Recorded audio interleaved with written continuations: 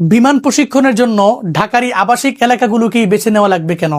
এর জন্য কি জনমানব শূন্য এলাকা নেই? ওখানে যান, ওখানে একটা কেন, দুইটা কেন, 10টা বিমান নিয়ে যদি প্রশিক্ষণ করেন, এতে তো কোনো অসুবিধা নেই। আপনারা কারা কারা একমত অবশ্যই মন্তব্যের করে জানাবেন। কি জবাব দিবেন বাংলাদেশ বিমান বাহিনী? কি জবাব দিবেন আপনারা সেই পরিবারকে? কি বুঝ দিবেন সেই পরিবারকে যাদের কুচিকাঁচা বাচ্চা, মাত্র ছোট্ট অল্প বয়সী, যাদের মাত্র জীবন শুরু, যাদের 3টা লাশ মিলে একটা প্রাপ্তবয়স্ক ব্যক্তির লাশের মতো যাদের বডি হয় না, এরা যে ঝরে গেল, এরা যে দুনিয়া থেকে বিদায় নিল, এরা সুস্থ, এরা সবল, এরপরেও যে এরা আগুনে পুড়ে ছারখার হয়ে গেল। পরিবারের লোকেরা দেখছে একটা সন্তান দৌড়িয়ে দৌড়িয়ে যাচ্ছে আগুনে পুড়ে পুড়ে, কিন্তু তাকে বাঁচানোর মতো কোনো ক্ষমতা নেই। এদেরকে কি বুঝ দিবেন?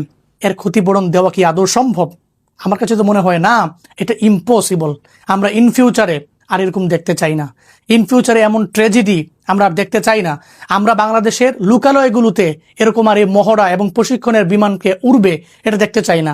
জনমানব শূন্য এলাকায় গিয়ে প্রশিক্ষণ করবে, একটা দুইটা কেন 10টা করবে, এতে আমাদের কোনো আপত্তি নাই। কিন্তু আমাদের এখন দোয়া করা ছাড়া কোনো উপায় নাই। হায় আল্লাহ, যারা মৃত্যুর সাথে পাঞ্জা লড়ছে, আল্লাহ তুমি হায়াত দাও, আল্লাহ তুমি এদের হায়াতে বরকত দাও, আল্লাহ তাদের প্রাণ তুমি ভিক্ষা দাও। হে আল্লাহ, যারা দুনিয়া থেকে বিদায় নিয়েছেন, এই কচিকাঁচা বাচ্চাগুলো, এরা নাবালক, এরা কিছু বুঝে না, এদের কোনো গুনাহ নাই। আল্লাহ, এদের আব্বা আম্মার মাথার মধ্যে আসমান ভেঙে পড়েছে। হে আল্লাহ, এদের আব্বা আম্মাকে তুমি ধৈর্য দাও, এদের আব্বা আম্মাকে, এই সুখ সন্তপ্ত পরিবারকে এই সুখ কাটিয়ে ওঠার মতো সেই তৌফিক তুমি দান করো। সকলে পড়ি আমিন।